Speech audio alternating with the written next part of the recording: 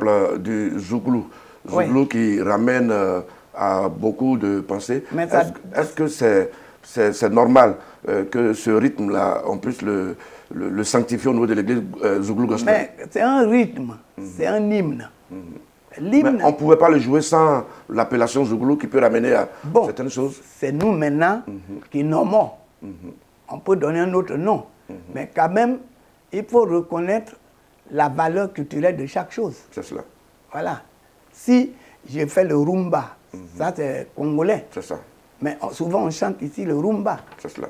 Il y a des cantiques qui sont comme le rumba congolais. Il y a des rythmes même reggae. Il y a des rythmes rumba, il y a des rythmes reggae. Il y a aussi des cubains. Hein? Et on dit salsa. Bon, on ne peut pas donner un autre nom que ça. Ce n'est pas le nom qui fait quelque chose. C'est la vie de ceux qui chantent là. C'est ça qui est important. Dans quel esprit on le fait? Construire une tour, ce n'est pas là que Dieu condamne. C'est l'esprit dans lequel on construit la tour, c'est ce que Dieu condamne.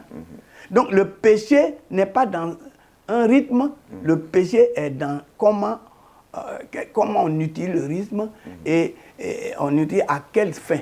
C'est ça qui est important. Voilà. Aujourd'hui, on dit, ah non, c'est le reggae, ne chantez pas. Mais le reggae, hein, c'est le reggae, ça vient de qui? Ça vient des Cubains ou bien des Jamaïcains. C'est leur manière, c'est leur rythme là-bas. Et chaque année aussi, et chaque période, Dieu donne des rythmes aussi. Dieu inspire les rythmes. Ce n'est pas forcément que ce soit démoniaque. Mais pourquoi est-ce que les chrétiens attendent que le monde crée pour venir? Je vous ai dit tantôt que les chrétiens d'aujourd'hui ne cherchent plus, ils ne travaillent plus. Hein? Ils sont là toujours pour copier ce que les autres ont fait. C'est les copistes. Eux-mêmes ne créent pas. C'est pourquoi j'encourage tous ceux qui mettent la valeur culturelle, leur culture là, maternelle, leur culture maternelle ou paternelle, là, ils mettent en valeur dans le cadre de l'adoration de Dieu. Ça, c'est des gens qu'il faut féliciter. Hein? J'ai cité Kodé Fontadi, j'ai cité tant d'autres. J'ai cité les Moussa Diakité, les Kambou, j'ai cité tout cela. Vous voyez, c'est selon leur valeur culturelle qui composent les chants, qui donnent les chants bambara. Quand vous écoutez hein, le rythme bambara, les chansons, c'est vraiment beau à entendre. Hein? Les rythmes malinqués, c'est beau à entendre, c'est la culture. La culture n'est pas forcément démoniaque. C'est la nature, c'est la richesse que Dieu nous donne dans notre naissance. Voilà. Nous sommes nés dans une valeur culturelle, on reçoit les biens de cette culture. Et ces biens-là peuvent être pollués, peuvent être corrompus. Voilà. Donc vous voyez un peu.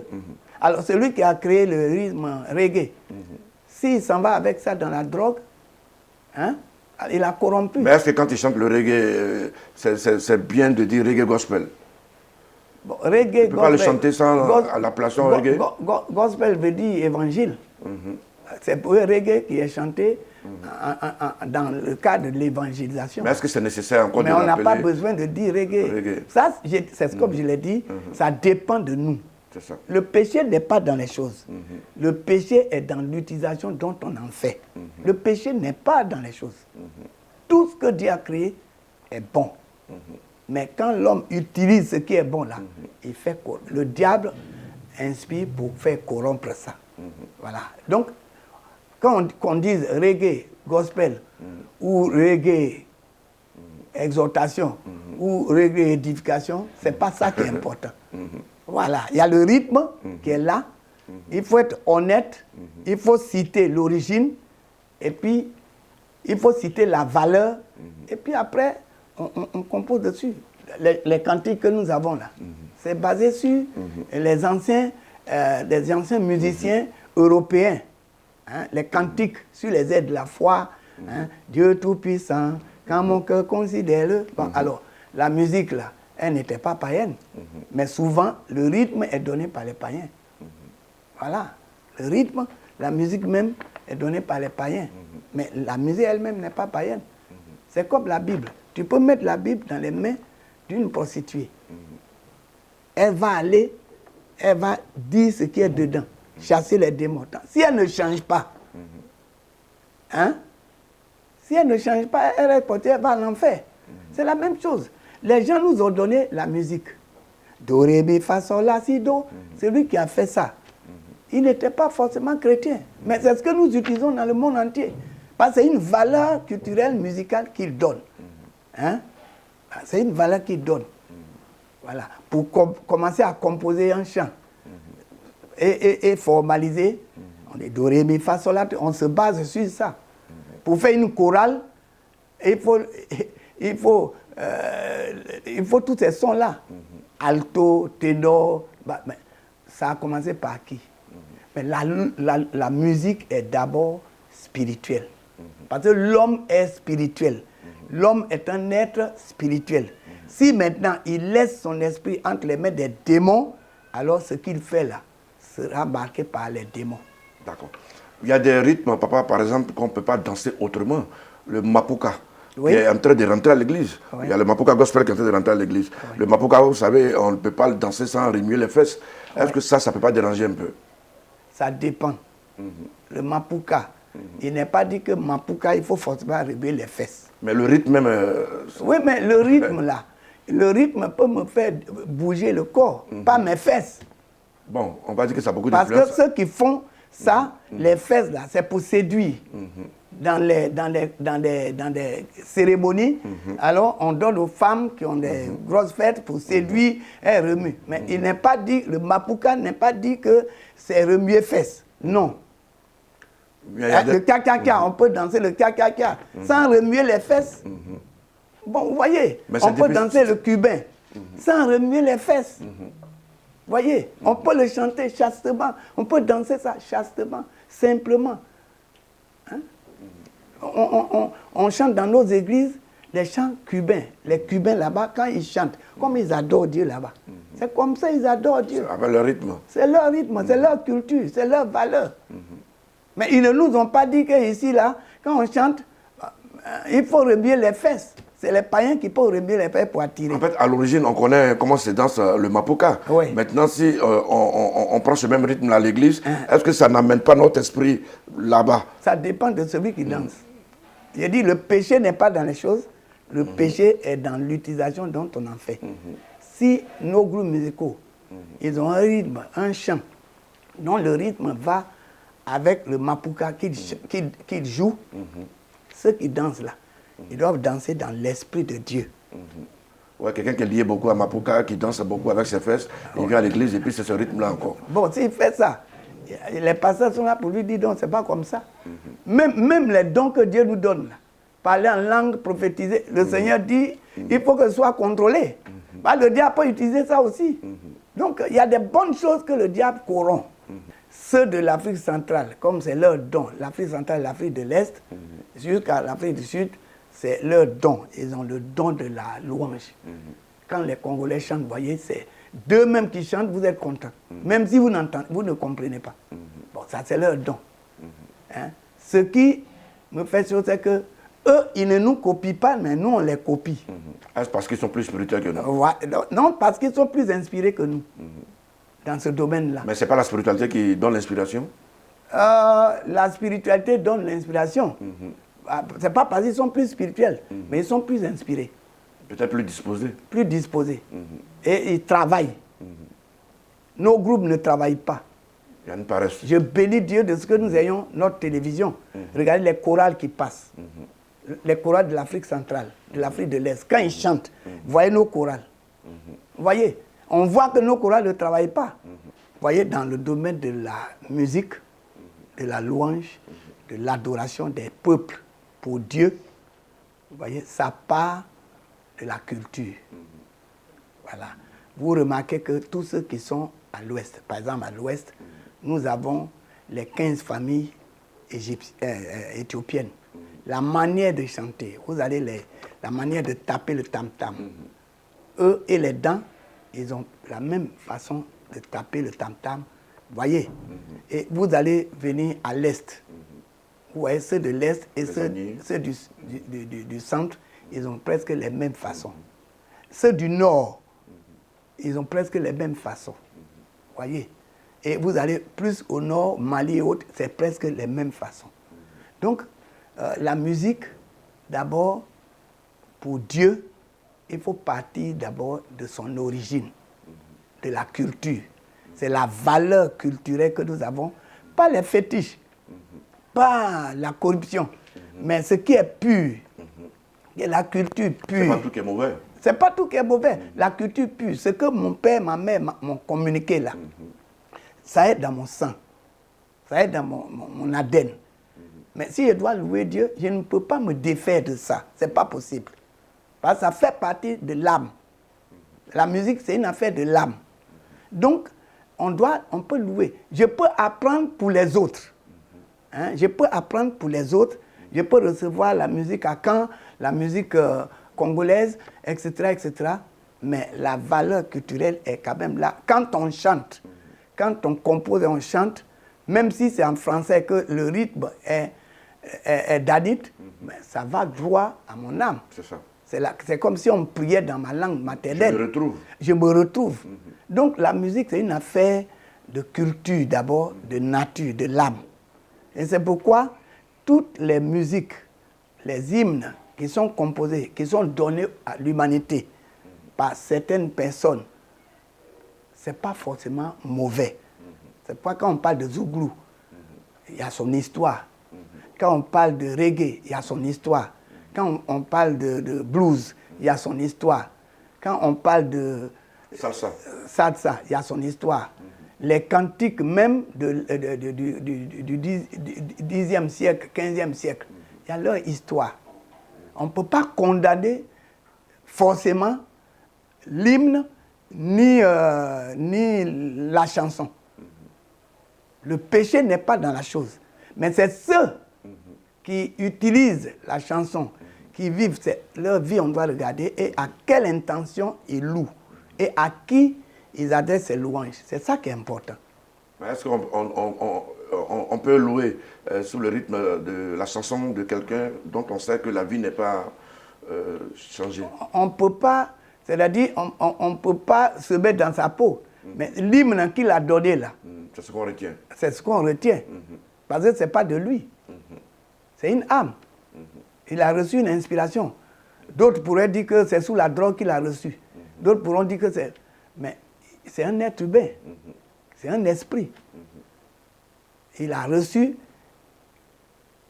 On ne peut pas juger ce qui sort de Dieu.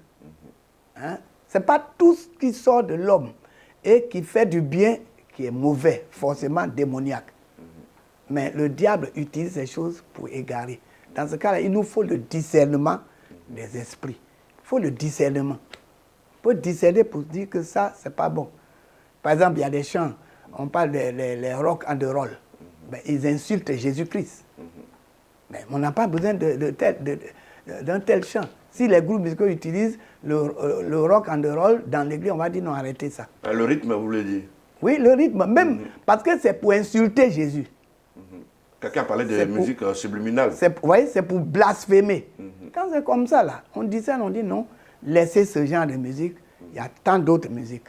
Mais s'ils jouent le rock et puis ils spiritualisent, ils mettent des paroles qui touchent le cœur, sur le rythme de rock and roll. Ça, c'est saupoudré. Comme un tombeau blanchi. C'est un tombeau blanchi. C'est comme le parfum qu'on met ici dans cette... Il y a une odeur ici qu'on met. Le parfum est là, mais l'odeur est toujours là. C'est ça. Donc, il faut toujours discerner pour ne pas être égaré. Voilà. Sinon, ce n'est pas toutes les hymnes qui sont forcément démoniaques. Voilà. Il y a quelqu'un qui a dit qu'il y a beaucoup de problèmes dans la musique parce que la première personne à qui on a confié la musique, le diable, on ne peut pas le nommer, il n'a pas bien fait. Ouais, dans ce cas-là, on ne va plus chanter. Voilà, c'est ça aussi. C'est ça. On dit, le diable, Lucifer était on peut même d'être dans le groupe musical. Lucifer était le chef de chantre, donc la musique vient du diable. Bon, c'est ça, c'est la même chose qu'on dit là. Ah ouais, Zouglou, ça vient du diable. Mais qu'est-ce que le diable a créé? Est-ce qu'il a créé quelque chose? Non. Il n'a pas créé quelque chose. Donc, c'est ce que j'ai dit. Hein? Le dozo qui dansait au son du balanfon, dans les forêts classées de Korogo, s'il est converti, il vient avec son orchestre. Il laisse ses amulettes. Il est tout ça là, il est converti, il a tout brûlé. Il récupère ce qui va être récupéré, ce qui va être converti. Il sanctifie le balanfon, il vient, quand il va chanter, nous on va se mettre avec lui pour chanter. Parce que c'est un bon esprit. Mais il est maintenant dans l'esprit de Dieu, il n'est plus dans l'esprit du diable. Maintenant, le masque guéré ou le masque dent qui vient, et mon père, il dansait le masque, il a été converti. Hein? Maintenant, à partir du moment où il a été converti, il y a des chansons que mes parents chantent là-bas qui sont des cantiques, hein? Dont souvent, qui ressemblent souvent au chant des masques. Mais on ne rejette pas ça parce que c'est sanctifié.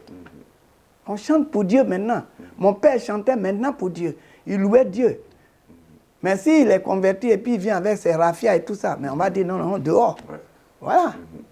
Donc vous voyez un peu. C'est cela. Donc le péché n'est pas dans les choses, le péché est dans l'utilisation dont on en fait. C'est cela. Et ceux qui l'utilisent là, c'est ça. Le zouglou n'est pas forcément démoniaque, mais toi qui l'utilises là, comment tu te comportes, dans quel esprit tu le fais. Voilà. Ok. Mais concrètement, quelle est la différence entre la musique païenne et la musique chrétienne? La musique est de Dieu. Mais c'est celui, sous quel drapeau la musique est chantée. Si c'est sous le drapeau païen, on dit que cette musique est païenne. Mais la musique elle-même n'est pas païenne. Voyez, c'est comme le mariage. C'est la même note. C'est comme le mariage. Le mariage est divin. C'est sacré. Mais c'est sous quel drapeau le mariage est célébré. Si c'est célébré sous le drapeau islamique, bon, ça va prendre la teinture islamique. Si c'est célébré sous le drapeau de la tradition, ça prendra la teinture et on va faire les dots et tout ça. Mais le mariage lui-même, il est sacré.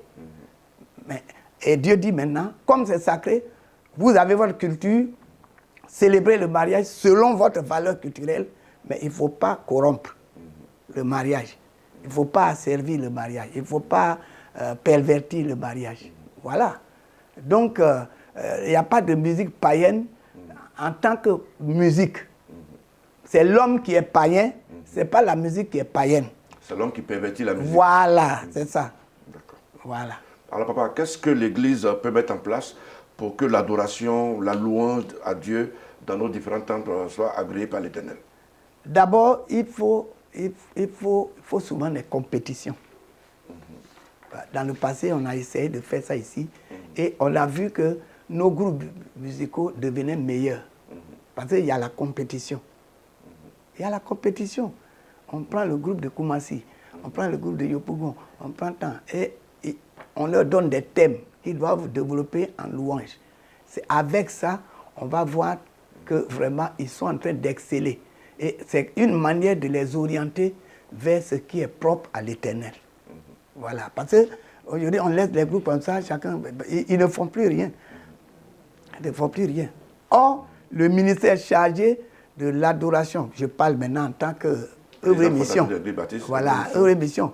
Notre ministère chargé de la loi et de l'adoration doit créer toujours des moments de compétition.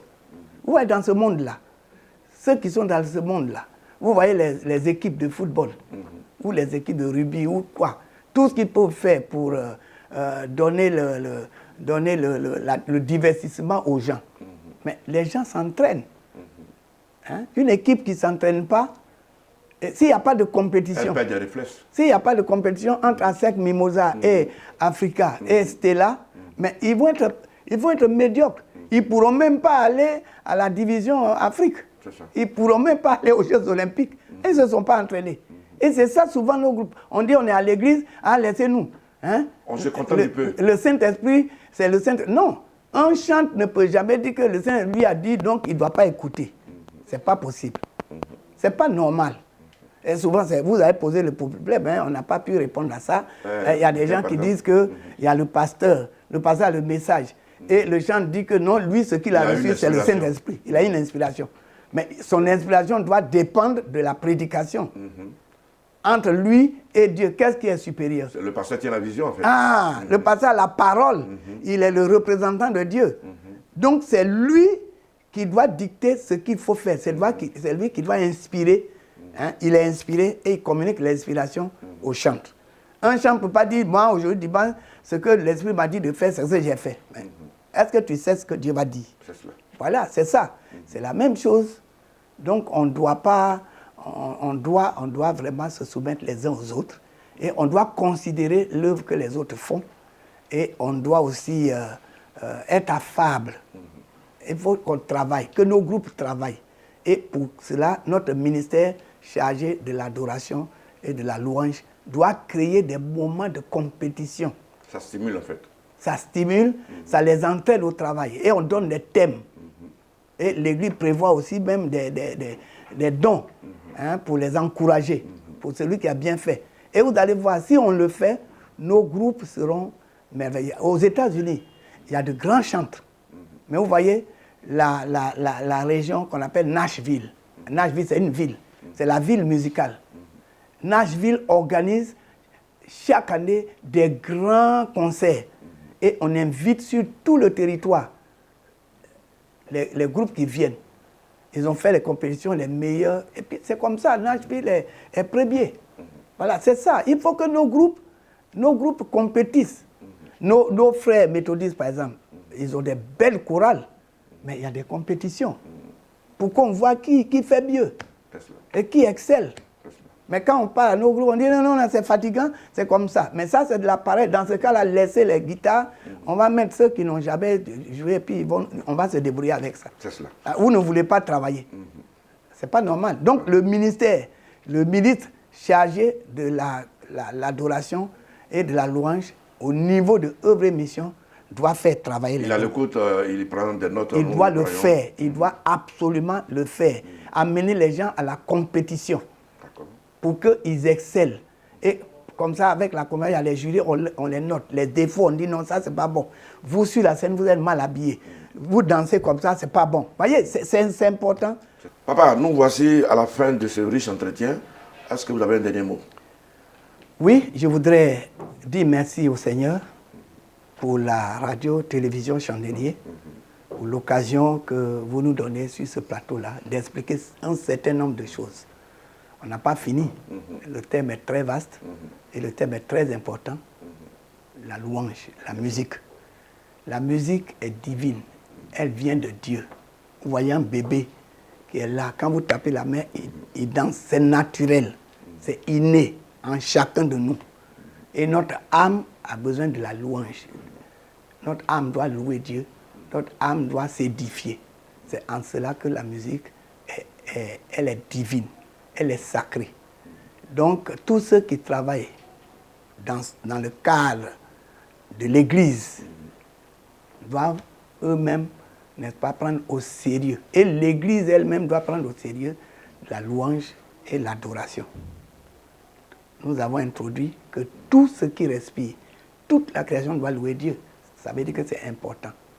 Et Dieu a établi l'Église comme le sommet de tout ce qui existe sur la terre. Donc l'Église doit être, n'est-ce pas, le premier instrument de louange et d'adoration. Donc j'encourage chaque chantre, chaque chorale de travailler pour que nous ayons une louange agréable à Dieu.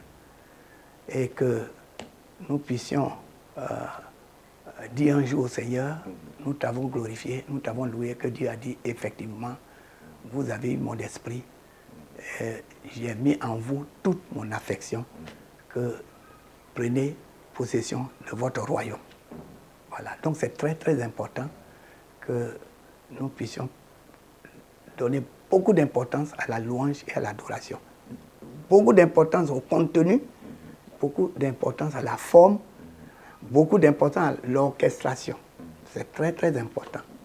Donc que Dieu bénisse chacun, que tous nos groupes soient bénis, tous nos chantres soient bénis.